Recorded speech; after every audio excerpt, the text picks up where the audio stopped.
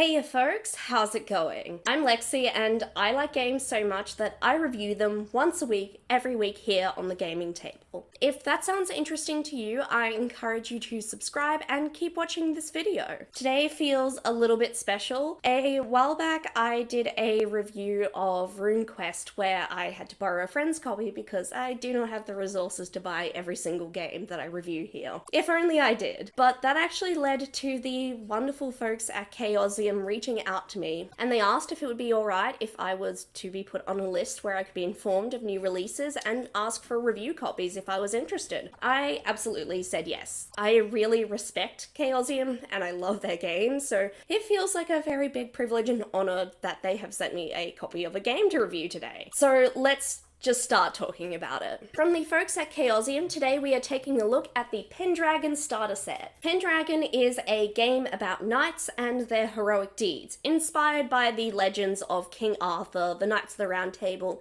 and bits of British folklore like Robin Hood. The first iteration of this game was published back in 1985. While I cannot speak to what that game was like, I am really excited to get into the 6th edition starter set. Something I really appreciate about this starter set is it is pretty light on the lore. It chooses to bring you into the world of the game through the action and the adventures in it. If you don't come from a background where King Arthur is ubiquitous, you might be a little bit lost, but there's enough lore in here that I think you can get by.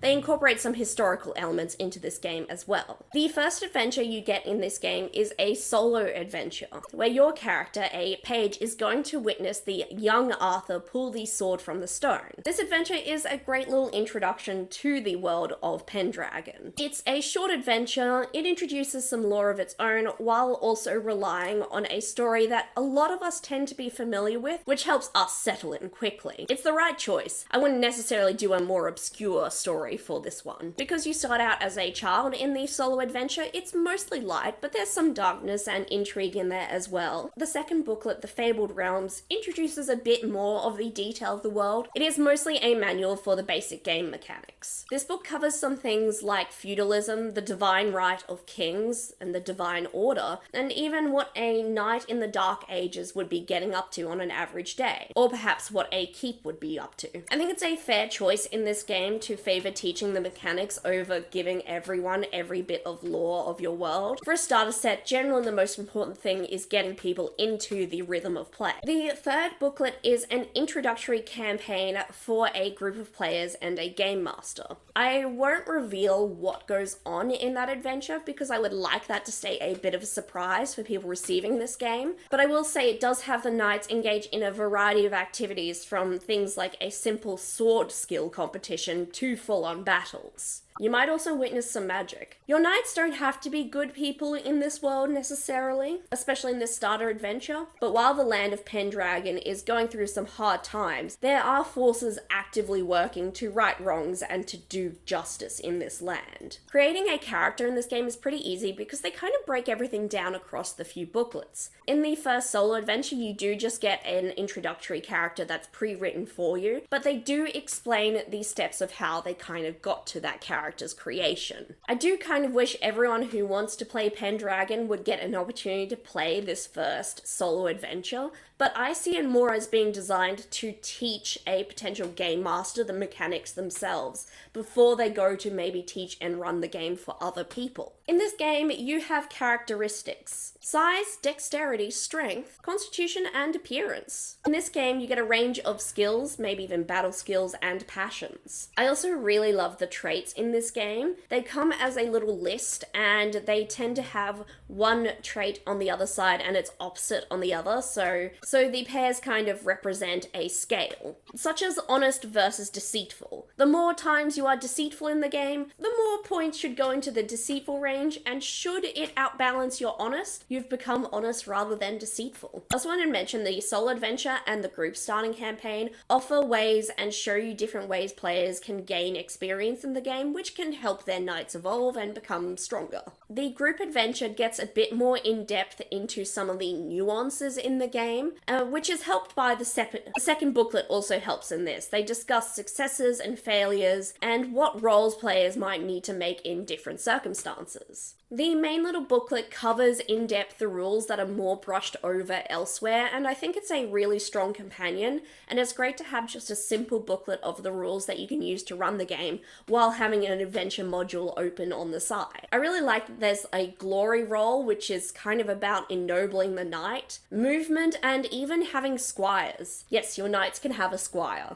I also have to briefly cover passions. Something that is essential to an adventuring knight is their passion. This will shape how they approach things and what issues they will feel strongly about. For example, there are passions like loyalty to a lord, love of a family, hatred of another, or adoration of a great lady. There's even passions for piety or hospitality. Passions can lead a knight to their glory, but they also can be their downfall. For if they constantly have their passions go against them or not be fulfilled, they can fall into melancholy or even madness. I see passions as really important to shaping what a knight in an Arthurian legend will be, but I'll stop talking about them now. I really like the way that this booklet concisely handles combat. It's got a good couple little tables, and I love a table with some more detail underneath. For me, it always helps to have that quick thing I can look at that tells me what I should be doing. You have different rules for different types of combat, like mounted, armies, even missile weapons, which would be helpful for sieges. Even horses get a pretty thorough mechanical breakdown, and a horse that's been trained to plow a field is going to be very different to a horse that is used to riding into battle. They even cover in this little starter set briefly what characters can do in downtime.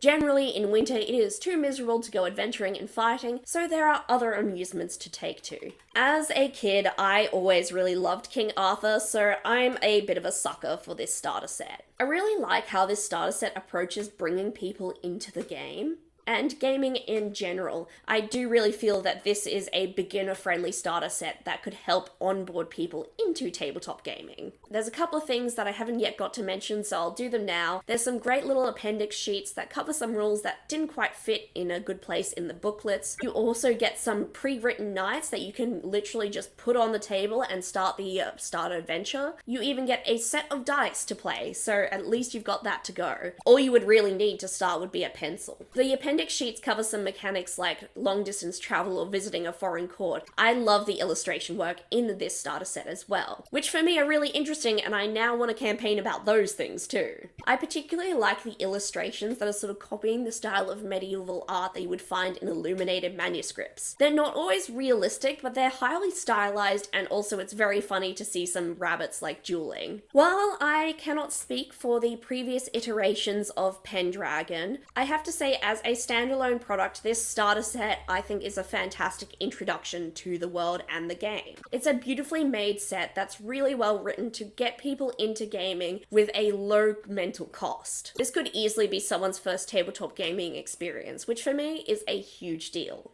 This starter set is under $30 US, and for what you get, I think that is a very fair price. From all the materials you get in this box, you have an adventure to play by yourself, an adventure to share with your friends, and plenty of mechanics and tools to start your own original adventure if you wanted to. This starter set is really cool, and I'm glad that it provides almost everything you need to play. I would just bring a pencil and a bit of scrap paper. I think if you're curious about Pendragon but you've been intimidated by the additions or which one you should start with, I think the starter set is a great introduction. It has everything you need to play, and you can play and enjoy it several times over before you might decide to purchase a full manual or not. Especially for these games that can have multiple book releases, a starter set is a great way to bring people up to speed without them having to read hundreds of pages. But what do you think? Are you a fan of starter sets? Do you have one that you want to mention in the comments down below as a favorite? Please share. While you're down in the comments, I encourage you to like, subscribe, turn on notifications, maybe even share with a friend. It actually all really helps this channel keep going. I want to say a big thank you to Chaosium for sending me a copy of this game. I do feel very honored that a small channel like me is getting help from them. That being said, if you would like to help out, I encourage you to donate to my Ko-Fi page to fuel this channel and keep it going for longer. I hope you're all well, and I look forward to seeing you next time at the gaming table.